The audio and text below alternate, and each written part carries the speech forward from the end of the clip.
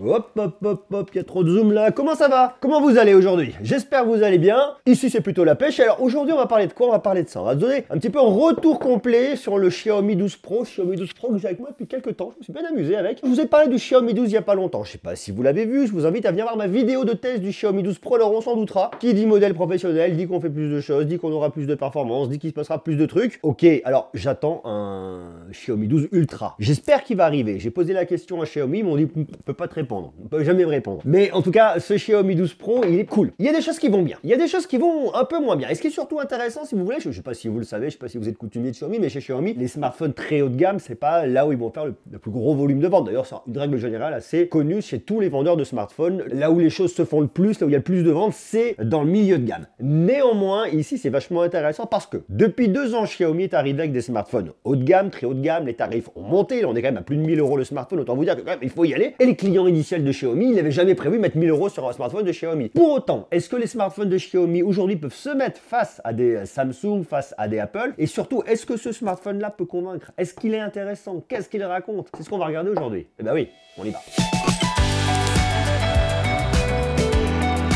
Le premier truc à connaître sur ce smartphone, dans la famille des usages, je demande le multimédia. Je demande la qualité d'écran, je demande la qualité des haut-parleurs, je demande le visionnage de films, de séries. Ça, c'est ce qu'on fait. C'est un des usages primordiaux et le plus important aujourd'hui au niveau des smartphones. Et c'est justement ce qu'on peut venir retrouver ici. En fait, ce qu'ils ont fait ici, Xiaomi, c'est vachement malin. Ils nous ont mis 4 haut-parleurs en partenariat avec Harman Kardon. Ok, jusque-là, tout va bien. C'est écrit ici, là, au-dessus, Harman Kardon. Alors, j'ai pas mis la macro, mais c'est écrit juste ici, Harman Kardon. Alors, l'idée, c'est quoi? L'idée, c'est de se dire, on passe aujourd'hui beaucoup de temps à venir regarder des films, des séries, et du coup, on va leur proposer la meilleure expérience. Et vous allez voir que ça, c'est intéressant. Regardez.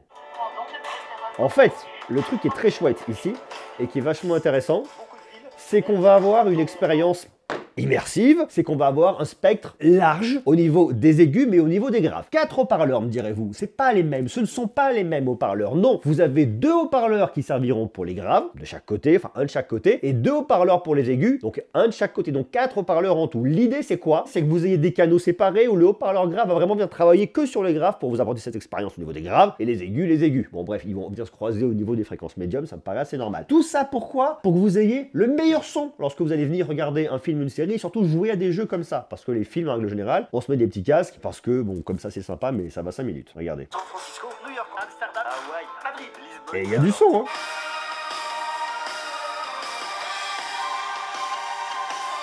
Je trouve que ça fonctionne. Hein. Et le truc qui est intéressant, vous savez, c'est que lorsque vous écoutez des haut-parleurs de smartphone, plus vous allez monter le son à un moment, parce que vous avez un seul haut-parleur, plus il va travailler à haut niveau et moins il va pouvoir travailler au niveau des basses. Et plus le son va être médium aigu. Et ici, comme vous avez des haut-parleurs dédiés pour les basses, ça vous permet d'avoir à haut niveau plus de rondeur. Alors à haut niveau, oui et non, parce que quand même, ils envoient du son, mais j'ai connu des smartphones qui vraiment tartinent davantage. Mais ce que vous avez là suffira déjà largement. Et je trouve ça vachement efficace. Donc en termes d'expérience, hop là, tais-toi monsieur Gros. En termes d'expérience audio, je trouve que vraiment là-dessus, ils ont fait un truc qui est vraiment bien. Donc ça, c'est le premier point que j'ai trouvé hyper cool, c'est cette expérience audio. Maintenant, il y a un deuxième point que j'ai trouvé aussi super intéressant, c'est cette expérience audio-vidéo, mais au niveau de l'écran. Alors je me suis fait plusieurs jeux. Je vais vous montrer un petit jeu ici. J'aime bien Asphalt 9, ça me fait marrer. Ça prend pas beaucoup de temps, c'est rapide, c'est efficace, ça tartine suffisamment, et puis on a plein de sensations. Donc ça, j'aime bien. Regardez, Asphalt 9, c'est intéressant, pourquoi? Parce que déjà, je vais avoir du bon son au niveau de tout ce qui va être immersion, son immersif. Donc déjà, je suis dans ma course, ça me plaît bien. Déjà, vous avez un écran qui est de super bonne qualité, on va revenir tout dans quelques instants, donc ça c'est super bien. En plus de ça, vous avez vachement de performance avec le Snapdragon 8 Gen 1, donc ça c'est quand même vachement cool. Oh là là, je vais pas réussir, ah j'en ai pété. Donc ça c'est vachement bien. En plus de ça, je vais avoir 12 Go de RAM ici, c'est de la LPDDR5. Je vais avoir 256 Go de stockage en UFS 2.0 et merde, j'ai tout loupé. Mais surtout, vous voyez, j'ai cette expérience immersive avec ce très bel écran et je trouve ça juste énorme sur ce smartphone. Bon, attendez, hop là, et une petite pirouette pour terminer. Donc ce qui est vachement intéressant, et on le voit ici, c'est qu'on a un truc qui est vachement complet au niveau de l'expérience. J'ai une superbe qualité d'écran, j'ai une très jolie dalle, et ça c'est un truc qui me plaît beaucoup sur ce smartphone. Alors au-delà du fait d'avoir, je vous l'ai déjà présenté, un mode clair, un mode sombre, tout ça, on s'en fiche un petit peu. Je trouve que c'est un écran qui est lumineux, même lorsque vous allez en extérieur. Donc ça c'est plutôt intéressant. Vous avez vos schémas de couleurs, on peut venir régler, saturer, couleur originale, gna. Moi je me laisse en intense, comme il est là, ça me convient très bien. Et comme je vous l'ai présenté, vous pouvez le monter jusqu'en WQHD+. Attention ici à l'autonomie. C'est pas forcément le point fort de ce smartphone. Il est pas mauvais. On tient une journée. Si vous y allez fort, vous tiendrez moins d'une journée. Donc WQHD+, c'est bien, mais méfiez-vous parce que l'autonomie, elle va quand même baisser. Donc ça, c'est le premier truc qui est à voir là-dessus. Taux d'actualisation, vous le mettez par défaut, vous posez pas de questions. Lui va faire le taf directement. Alors on peut venir le personnaliser et pousser le 100 Hz tout le temps, mais je suis pas sûr que ça sert vraiment à grand chose. Moi, ce que je vous conseille réellement, c'est de rester ici par défaut. Il va se débrouiller, il le fera dynamiquement. Comme vous avez une dalle LTPO, il fera le taf là-dessus, il n'y aura pas de souci. Ça sera très très bien. Donc on a un superbe écran lumineux lorsque vous êtes en extérieur, avec un bon taux de rafraîchissement. Attention au WQHD+, une fois de plus, à cause de l'autonomie. Beaucoup de performance, superbe expérience audio. Si vous voulez connaître la fiche technique de ce produit, je vous ai fait déjà une vidéo pour vous le présenter. Donc je vous remets le lien soit en bas, soit ici, comme ça vous verrez la fiche technique et vous verrez, c'est très simple. Je ne vais pas vous l'énumérer une fois de plus ici. Alors si vous voyez des petites rayures sur le côté, c'est parce que j'ai laissé la protection d'écran sur le dessus, histoire de. Alors attention, il y a un petit point de détail et je vous conseille de venir le protéger parce que regardez, moi j'ai une petite marque là qui est déjà apparue en le laissant traîner avec moi, en le mettant dans une poche, en le baladant. Donc j'ai l'impression qu'il va avoir tendance quand même à prendre des marques assez rapidement. Alors c'est dommage parce qu'il est très très joli comme ça et effectivement, bon, on se dirait, j'ai envie de le garder comme ça. Protégez-le. Ça évitera quand même les déconvenus parce que ce smartphone, j'ai l'impression qu'il va quand même vous faire des petites blagues au niveau des marques que vous allez pouvoir retrouver là-dessus. À l'avant, c'est pareil, hein, si vous pouvez mettre une petite protection d'écran, c'est quand même plutôt pas mal. Alors il y en a une d'origine, hein, laissez-la, mais si ça marque et si elle vous embête, vous l'enlevez, vous en mettez une autre. Moi j'ai déjà marqué, vous voyez, c'est pareil ici à l'avant. Alors après, c'est toujours les petites protections d'écran qui sont en plastique, vous voyez, elles laissent toujours des marques. Là, j'en ai des petites ici. Ça sert à ça, une protection d'écran, ça sert à protéger. Très bon pour le divertissement, très bon pour le gaming avec de la performance. Maintenant, la question de la batterie, on est un peu en dessous quand même, parce qu'on a une batterie de 4600 mAh ici. C'est quand même bien, mais vous avez un très grand écran. C'est du 6,73 pouces. Vous avez un Snapdragon, bien qu'il soit gravé en 4 nanomètres, donc il sera quand même moins énergivore, qui va quand même venir consommer. Et c'est là où Xiaomi est extrêmement malin et ils ont bien fait de vous mettre ce bloc de charge de 120 watts à l'intérieur. Pourquoi? Eh bien, tout simplement parce qu'aujourd'hui, la question de l'autonomie, elle devient un petit peu caduque. Alors, je vous en parle, je vous le dis, vous le gardez une bonne journée sans problème. Mais si vous jouez énormément, vous le garderez moins d'une journée. Mais ce qui est cool, c'est que comme vous avez ce bloc de charge, vous le prenez, vous le branchez, vous le rechargez pour une journée en un quart d'heure, même pas un quart d'heure. Donc l'autonomie, elle devient caduque et on oublie cette problématique d'autonomie. Après, le truc qui est quand même un peu lourdingue ici, il faut le dire, c'est que le bloc de charge, il est justement lourdingue. Je le trouve fat. Il est lourd, franchement. Et il est plus lourd que votre smartphone. Il est beaucoup plus lourd que votre smartphone. Ce qui fait que si vous vous baladez avec le smartphone et ça dans un sac, ça va venir augmenter le poids. Alors pour autant, ça rend un service, hein, très clairement, c'est énorme, c'est du 120 watts, mais bon, il est quand même un peu lourd. Donc vous n'allez pas le mettre dans une veste, dans la poche d'une veste, il faut prévoir un sac pour venir l'emmener avec vous, parce que d'une, il est lourd, et deux, il est massif, il est très épais. Donc il est plus lourd que le smartphone, il est plus épais que le smartphone, mais par contre, il rend vraiment un service qui est énorme. Donc cette question de l'autonomie aujourd'hui, je vous dis une bonne journée, et avec ça, vous repartez pour tout le temps, vous n'avez jamais de problème de recharge. Donc ça, c'est quand même vachement bien. Maintenant, on va parler de l'expérience logicielle. Alors MIUI 13, j'aime bien, hein, c'est une version intéressante. Là, on est, j'ai l'impression, sur un MIUI 13 qui est entre MIUI 12.5 et MIUI 13 tel qu'il pourrait être. J'ai regardé des vidéos, notamment en Inde, où on voit un MIUI 13 qui est quand même un peu différent et plus avancé. Peut-être que Xiaomi s'en garde sous le coude pour nous sortir une mise à jour dans quelques temps avec des nouvelles fonctionnalités. Pour l'instant, ce que je vois là me plaît bien, mais je suis sur du MIUI 12, clairement. Donc c'est un MIUI 13, il y a des nouveautés, mais ça me rappelle vraiment MIUI 12, vous voyez, avec mes notifications de ce côté-là, mon tiroir d'application, mes gestes. Alors, si je veux venir retrouver mes gestes, c'est pareil, c'est un truc qui est un peu galère ici chez Xiaomi. Faut que vous alliez dans vos paramètres, parce que sinon, c'est une navigation par bouton. Alors, je vous le dis, histoire de le savoir, vous allez dans écran d'accueil, et dans écran d'accueil, vous venez dans le système de navigation ici, et vous venez mettre par geste, parce que sinon, vous avez les boutons. Je trouve que c'est pas terrible d'avoir les boutons par défaut. J'aurais préféré que Xiaomi nous mette les gestes par défaut. Après, l'expérience, elle est pas mal, hein. On s'y retrouve une fois qu'on a compris comment ça fonctionnait. On a des petites icônes, on s'y retrouve, on peut venir personnaliser, changer les fonds d'écran et compagnie. Mais j'attends toujours la vraie version de MIUI 13 telle que j'ai pu la voir, eh bien, chez d'autres copains qui font des vidéos en Inde et que je trouve beaucoup plus pertinent et beaucoup plus intéressant. Et on va plus loin en termes de personnalisation. Autre point qui est intéressant, qui a été amélioré, il y a une mise à jour qui vient supprimer un peu de surchaleur qu'on vient retrouver au dos du smartphone, notamment ici lorsqu'on est en train de jouer. Donc cette mise à jour m'a permis de gommer ça et ça c'est plutôt intéressant, donc ça fonctionne. Et puis surtout la grosse promesse qui est faite ici qui est intéressante, c'est le triptyque photo parce que vous avez 50, 50, 50. 3 fois 50. Alors vous n'avez pas 150, mais vous avez 50 sur le grand angle, 50 sur l'ultra grand angle et 50 sur le téléobjectif. Est-ce que ça fonctionne ces 50? C'est ce qu'on va regarder. Alors déjà je vous le dis tout de suite, je vous le montre franc de billet, moi il y a des trucs qui me plaisent pas trop ici. Regardez, on va au niveau de la partie photo. Le capteur principal, il est bien, il est stabilisé optiquement, ça me fonctionne bien et ça me va bien. Regardez, je vais essayer de vous mettre un truc pour que vous voyez. Donc ça c'est cool. Maintenant il y a un truc que Xiaomi a pas fait que je trouve quand même dommage, c'est que lorsque vous passez sur votre téléobjectif, ben, vous n'avez pas de stab optique. Alors je sais pas si vous allez vous en rendre compte là. Je vais prendre ma main qui tremble, hein. Voilà. Moi j'ai un tremblement essentiel, ça bouge à l'écran. Alors lorsque je suis sur le grand angle, ça me le corrige quand même pas mal. Sur l'ultra grand angle, j'ai pas non plus de stab et c'est vraiment la merde. Mais lorsque je suis, vous voyez, sur le téléobjectif, et ben j'aurais bien aimé que ce soit mieux stabilisé. Je me suis vraiment rendu compte en allant faire des photos, je me dis ah le grand angle il est nickel, il est stabilisé, mais dès que je passais sur ce téléobjectif en x2, je dis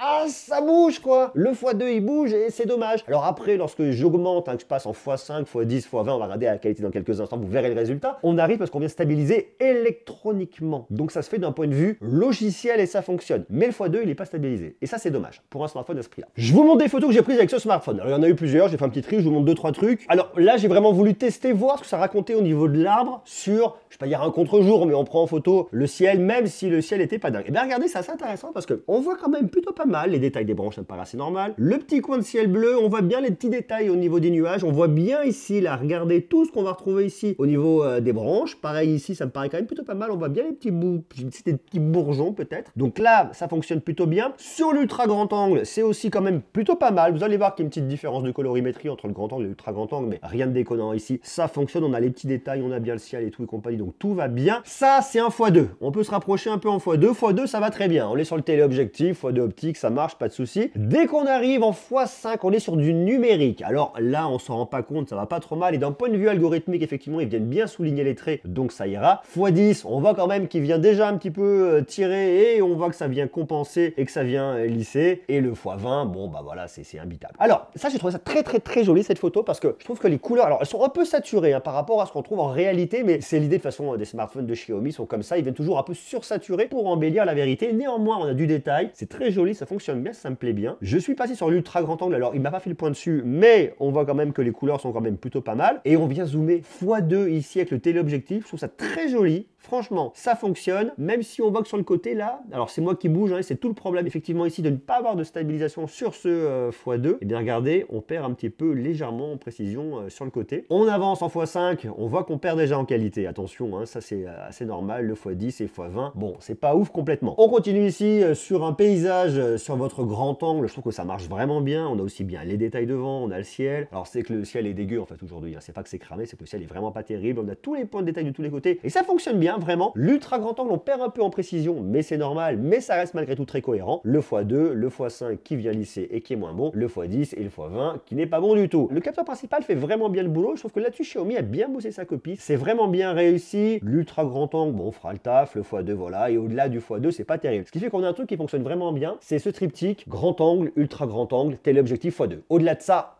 on perd en qualité. Et c'est là que je trouve que Xiaomi avait une carte à jouer, à nous proposer un truc peut-être plus intéressant comme ce qu'a fait Oppo avec deux téléobjectifs. Ça aurait pu être intéressant parce que je reste un peu sur ma faim au niveau du téléobjectif, au niveau du zoom, et je trouve qu'on va pas assez loin. Et c'est un peu dommage. Pareil ici, je vous montre la même chose, regardez. On voit une petite différence de colorimétrie entre le grand angle et l'ultra grand angle. Regardez notamment ici, grand angle, ultra grand angle, c'est un peu plus palo. C'est pas déconnant, ça me dérange pas, on le verra un peu plus loin. Le x2, et au-delà de ça, vous voyez, bon, toujours un peu la même histoire. Ici aussi, mais ça reste quand même assez cohérent. Je trouve qu'ils ont quand même plutôt bien bossé. Alors on va le voir vraiment, surtout ici, là, regardez au niveau de l'herbe, entre votre grand angle et votre ultra grand angle qui va être un peu plus jaune. Regardez, vous voyez, cette partie que vous avez là, vers cette partie que vous avez là. C'est peut-être du point de détail, mais malgré tout. Donc ensuite, hop, j'avance. Bon, toujours un peu les mêmes choses. Alors la caméra de selfie, je suis vraiment pas fan. Je trouve que Xiaomi, c'est pas nouveau, c'est Xiaomi, c'est leur traitement. Ils viennent trop lisser les peaux. Et c'est dommage parce qu'il y a un côté un peu fake, peau de bébé qui marche pas. C'est pas vrai, c'est pas ma peau. Ma peau, elle est pas aussi lissée que ça, elle est pas aussi belle. Elle est un peu plus dégueu. Elle est pas dégueu, ma peau. Non, je vais rigoler quand même. Regardez, elle est pas dégueu, ma peau. Mais, vous voyez, il y a quand même une différence entre ça c'est ma peau, et ça. Vous voyez, il y a une différence quand même. Donc ça marche pas. Et ça, pour moi, c'est un truc qui est pas super. Alors j'ai essayé de différentes manières, mais je trouve que voilà, c'est trop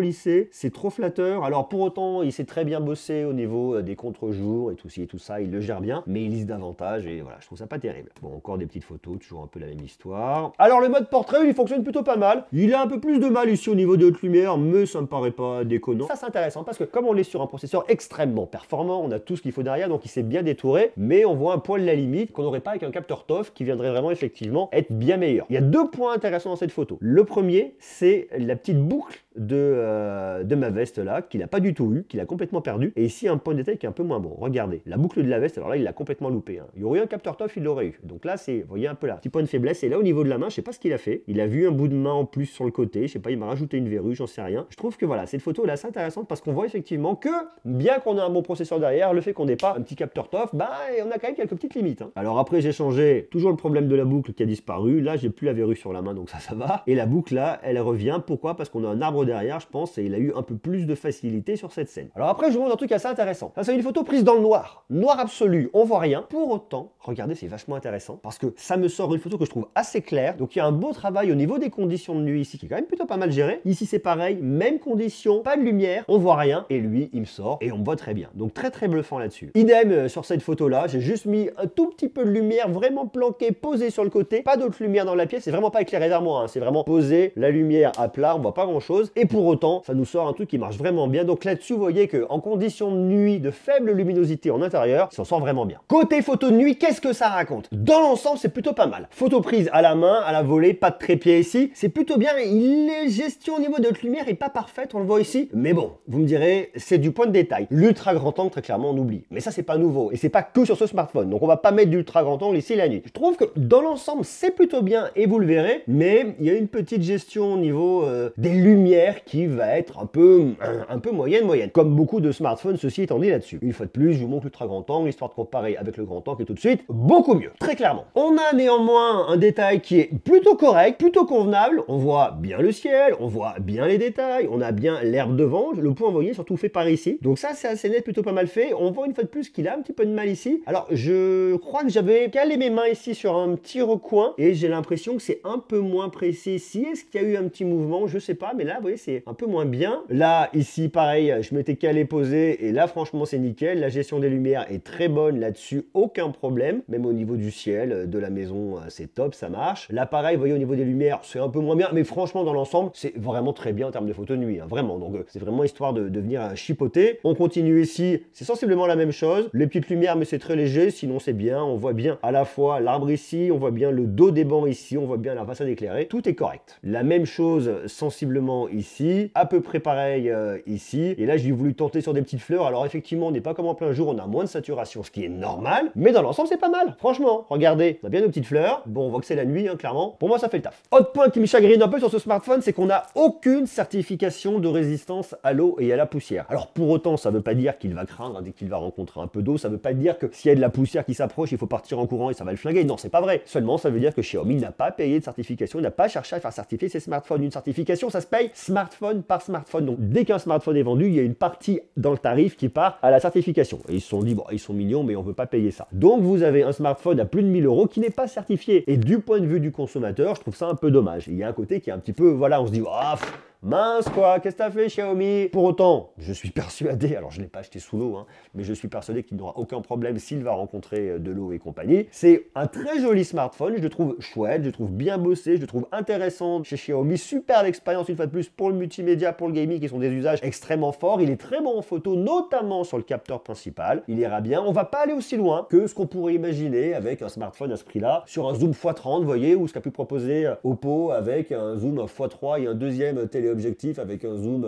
x10 en optique. Ici, c'est pas le cas. Alors, je me dis que ça me paraît très logique qu'ils aillent là-dessus aussi. Vous voyez qu'on est plus loin au niveau de cette partie photo. Donc, j'espère attendre, voir arriver peut-être un Xiaomi 12 Ultra qui viendrait aller plus loin au niveau de la photo, de jour, de nuit, hein, déjà, même si c'est pas mal, ça serait intéressant. Donc, c'est vraiment un truc que j'attends. Je serais pas surpris qu'il arrive. Hein. S'il arrive pas, il me manquerait un peu ce truc, vous voyez. Je dirais, il manque un truc dans le line-up, il manque quelque chose où on va aller plus loin au niveau de la photo pour être au niveau des autres. Parce que je vous le dis une fois de plus, hein, on est à quasiment 1100 €, 1099,90. Donc, il faut passer un petit truc pour aller plus loin en photo. Une fois de plus, ces Xiaomi n'étaient pas attendus hein, sur le très haut de gamme. Ils sont arrivés, ils sont positionnés là. Ils ont dit, nous aussi, on est capable de le faire. Je pense qu'il manque un petit dernier truc en photo, stabiliser votre téléobjectif. Je pense qu'il manque également le fait de se dire, bah, on va aller plus loin. Moi, je voudrais un x10 nickel. Hein. Je veux pas un x10 qui soit un peu pixo. Je veux pas de ça. Je veux vraiment aller le plus loin et avec la meilleure qualité, avec un smartphone à 1100 €. Voilà ce que j'avais à vous dire aujourd'hui sur ce smartphone de Xiaomi que je trouve vraiment intéressant. Dites-moi ce que vous en pensez, vous, on va en commentaire. Comment vous le trouvez? Vous le trouvez intéressant? Est-ce qu'il peut vous plaire? Est-ce que vous pourriez, vous, acheter un smartphone à 1100 € chez Xiaomi? Est-ce que vous l'avez fait? Est-ce que vous le feriez? Si vous êtes client de Xiaomi, est-ce que ça vous rassure? Est-ce que vous auriez envie? Et si vous n'êtes pas client de Xiaomi, est-ce que vous pourriez aller? Je serais vraiment curieux de voir ça parce que je me demande, j'arrive pas à jauger en fait la proportion de vous, de personnes qui avaient envie d'acheter un smartphone Xiaomi à 1100 €. Voilà. Dites-moi ce que vous en pensez. Et si vous avez 1100 € de budget, est-ce que vous le metteriez chez Xiaomi? Est-ce que vous le metteriez chez Samsung? Est-ce que vous le metteriez chez Oppo? Est-ce que vous le metteriez chez Apple? Dites-le moi en bas, en commentaire. On se retrouve très vite pour continuer à parler de tech. Je vous embrasse, prenez soin de vous et à très bientôt. Ciao.